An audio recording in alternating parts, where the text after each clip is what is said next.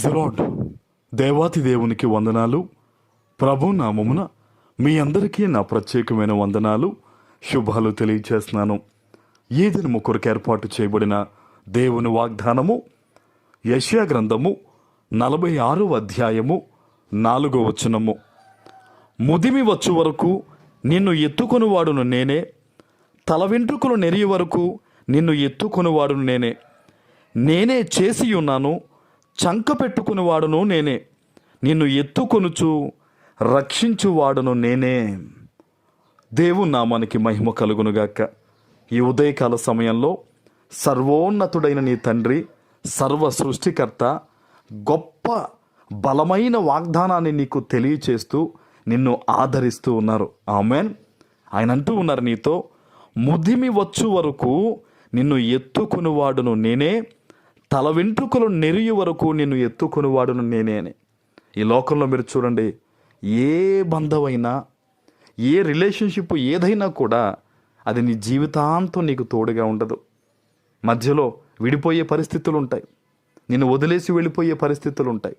కానీ దేవుడంట నీవు మరణించేంత వరకు, మరణించిన తరువాత కూడా నీకు తోడై ఉంటానని ఆయన మాటిస్తూ ఉన్నారు. హల్లెలూయా.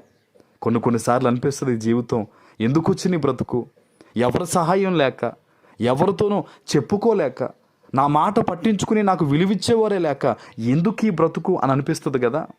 ఈరోజు ప్రభు నీ తండ్రి నీతో మాట్లాడుతున్నాడు.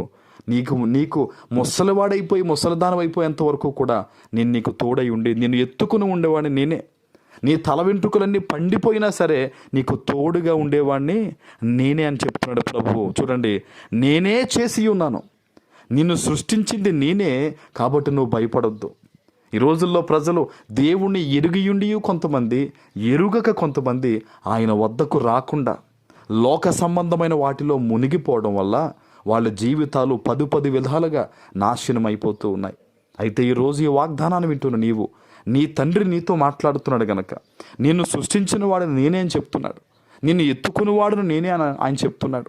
ఇదిగో నీ తల వెంట్రుకలు పండిపోయేంత వరకు, నువ్వు మరణించేంత వరకు, మరణించిన తరువాత కూడా నీ చెయ్యి విడవకుండా నేను నీకు తోడై ఉంటానని నీ తండ్రి నీకు మాటిస్తున్నాడు గనక, ఎక్కడ ఎలాంటి ఏ పరిస్థితుల్లో నీవు పడిపోయి మునిగిపోయి ఎలా ఉన్నా సరే ఈ వాగ్దానం పట్టుకుని మరలా నువ్వు దేవుని వద్దకు రాగలిగితే, మరలా దేవుని సన్నిధిలో నీవు కృతజ్ఞతాపూర్వకంగా ప్రార్థన చేయగలిగితే గనక, దేవుడు ఒక మాట చెప్పాడు, నేను వెళ్ళిపోతూ చెరనుగా తీసుకెళ్ళిపోయాను అన్నాడు. అపవాది ఏ చెరలో నిన్ను పెట్టుంచాడో, అపవాది ఏ బందికానాగా నిన్ను వాడు పెట్టేసి ఉంచాడో, వాటన్నిటిలో నుంచి కూడా యేసు నామంలో నీకు విడుదల కలుగునుగాక. ఆమేన్. ఆయన ఒక మాట చెప్తున్నాడు చూడండి, నిన్ను ఎత్తుకొనుచు రక్షించువాడను నేనే. కన్న తల్లి కన్న తండ్రి చూడండి, ఏదన్నా ఒక ఇబ్బందికరమైన పరిస్థితి వచ్చేసింది అనుకోండి, వెంటనే మనల్ని గుండెల్లో పెట్టుకుంటారు. కన్నతల్లి చూడండి, ఒకసారి ఆ వీరు కుక్కలు ఊర కుక్కలు ఏదైనా గబుకుని పరిగెట్టుకొస్తున్నాయి అనుకోండి, కన్నతల్లి తన చంకలో పెట్టేసుకుని ఏం చేస్తుందండి, మనల్ని కాపాడుతుంది. అవునా?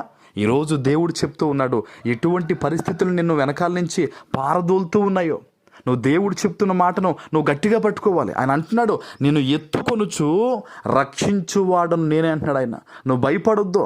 నీ వెనకాల నేను అప్పులు తరుముతున్నాయి, ఇబ్బందులు తరుముతున్నాయి, అవమానాలు తరుముతున్నాయి, నిరుద్యోగం తరుముతుంది, ఏదైనా సరే దేవుడు చెప్తున్నాడు, నిన్ను ఎత్తుకొనుచు రక్షించువాడను నేనే, నేను తప్ప మరొక దేవుడు లేడు అని ప్రభు సెలవిస్తూ ఉన్నాడు గనక దేవుని పాదాలను ఆశ్రయించు.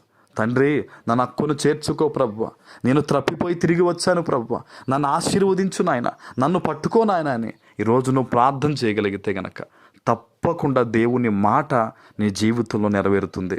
ఆమేన్. ప్రార్థన. పరిశుద్ధుడు అయిన మా తండ్రి, మీకు వందనాలు.